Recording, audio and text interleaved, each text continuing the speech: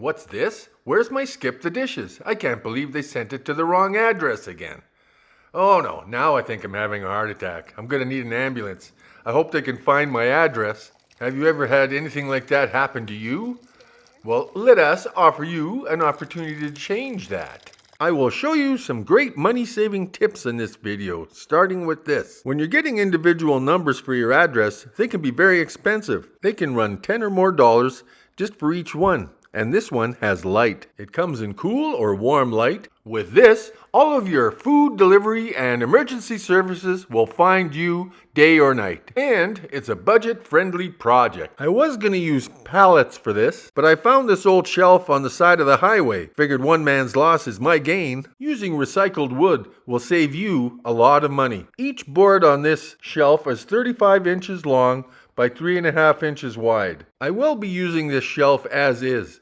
Now you can make this any size you like, but because I found it this way, I'm just going to use it the way I found it so that there's a lot less cutting. The box that I'm creating here is 35 inches long by 8.5 inches wide, 10 inches deep. You may have noticed that I am no Norm Abrams, but that's just to show you that anyone can do this project. I found that it had a lot more cost saving just modifying what I already had, and it saved me a lot of time. Don't get too caught up in the dimensions of this. Basically, we're just making a project and you can make it any size that you like using whatever that you have on hand. So far, the biggest part of this has cost me nothing, which is the structure of our unit. The only thing I actually had to spend money on was the light up address and a solar water pump. This was the closest comparable I could find at $275, but the one that we're making will cost us about $40. Great saving. You may be interested to know that we've started a new sister channel, and it's called Splash and Style Water Features,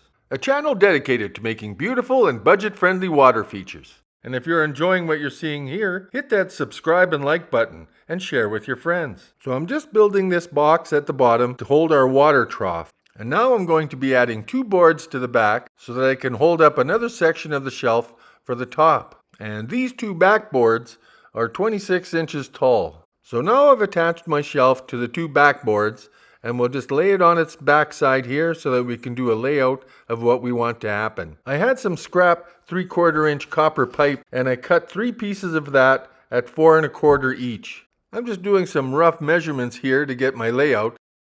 So where are you watching from? We'd love to hear from you. Just leave a comment below.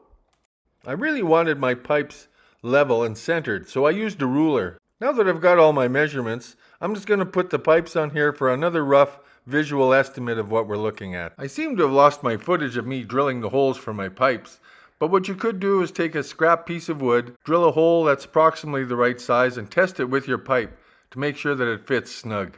As you can see here, my holes are cut, and I'm just securing it to my backboard. And for the holes of my pipe, I used a 5/8 spade bit. Now I'm going to be putting in 2 support braces in the back, and I'm just drilling out some holes here so that I can spike it down later. And the reason I'm doing that is so that my little water feature does not blow over in high wind. I'm no finishing carpenter, but to give it a nicer look, I decided to fill in all those screw holes with some weatherproof wood filler. Once all of my holes were dry, I took a sander and sanded them all nice and flat and gave the whole surface a nice little cleaning sand for staining later. Just look at how nice that looks for an old shelf that I found on the side of the highway. Now I'm going to stain this thing. You can use any colors that you have around, and it'd be really great if you could match your fence or your house colors. That way it'll blend in really nice. This is some leftover stain we had from our deck, so it'll match our fence and our deck. If you would like to create your own special water features using budget-friendly materials, see the link below to check out our sister channel, Splash and Style. We have made many water feature videos to inspire you for your own special garden creation. Now I'll be taking our house number sign and opening it up so that I can take out the little post on the bottom. Much to my surprise, I found out that it's a solid piece attached to the whole unit, so I'll probably have to cut that off. When you're getting a house number sign, you may want to get one that does not have the post on the bottom, but I got this one because it had great reviews for being seen from the street. Now I'll just put it all back together again. And this is the one that I got, and I'll leave a link below so you can check this one out. So this kit does come with 3 different templates, 3 numbers, 4 numbers, and 5 numbers. And it comes with the numbers to go along with those templates, so you can make your address depending how many numbers you have. Our house number is 5 numbers long, but I'm only going to be putting on 3. Another great feature of this is that these numbers are removable, so that if you do have to move and you want to take your project with you, you can take it and change it to your new address. And now we'll be taking some heavy-duty Velcro strips to attach to the back of our number sign. And that's only because I couldn't figure out another way to attach it to our wooden structure. So just run some strips down the back of your sign, and I'll show you how to attach it to the wood later.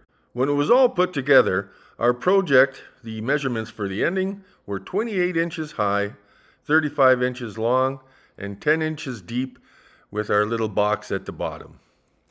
And for this, we're going to be using about 4 feet of tube. That should be enough to cover our bases. Then I'll cut 3 segments at 4 inches each for to go between our copper fittings. And I used 1/4-inch tees to go in between to attach to all of our copper fittings. So now we'll put them all together. We'll put our tee, then some tubing in between, attach that to the next tee, and we'll keep doing that as shown here. I tried using a heat gun to put our tubing on, but that didn't work so well. So we just used some hot water, dip the tube inside of that, and it'll expand it nice. It'll slide onto the tee real easy. And if you find that it's still too tight, just hold it in the water a bit longer. The tubing gets nice and soft and flexible the longer you hold it in the water. Now that we've got this all attached, we'll seal off the end with some hot glue. I seem to have lost my video for this, but I did test it in the sink to make sure that it was sealed properly. Our copper pipes were looking a little dingy and dirty and kind of rough, so we just took some sandpaper and some steel wool, cleaned them up real nice, and smoothed out the edges on the front and back. So as you can see here, I have a nice snug fit, so you just have to turn and push them into the holes. And here's another cost-saving tip. Instead of using a bunch of copper fittings, all we do is put our tees into our copper pipe.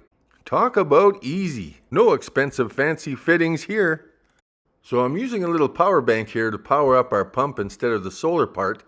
And now we wait. Now unfortunately, it doesn't seem to be strong enough using the solar pump that we have. So I switched over to an electric pump that I had, and look at that. Runs like crazy, and it hits the trough perfectly. The solar pump may work fantastic in direct sunlight, but it didn't work so great inside of our house. So now I'm going to be using some zip ties and a stapler as fasteners for my tube. So I securely fastened it to our project and then realized that I've made a little mistake.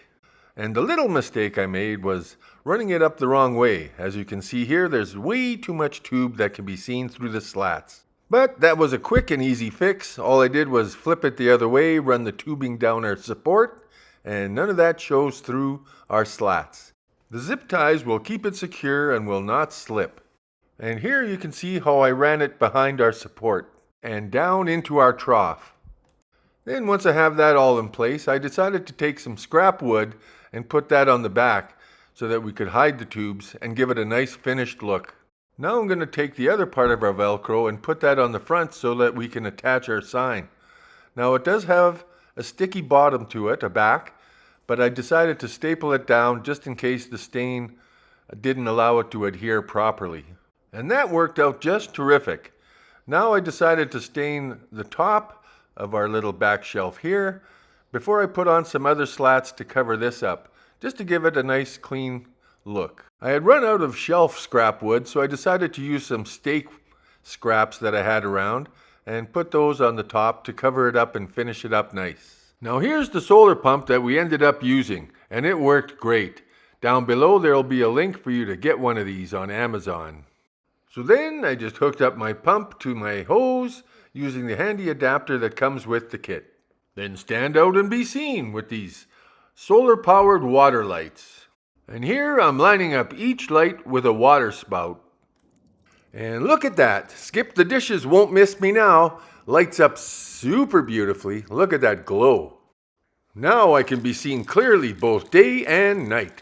We have created many new and exciting and very beautiful water features for you to view. Just click on the link below to check out our new sister channel.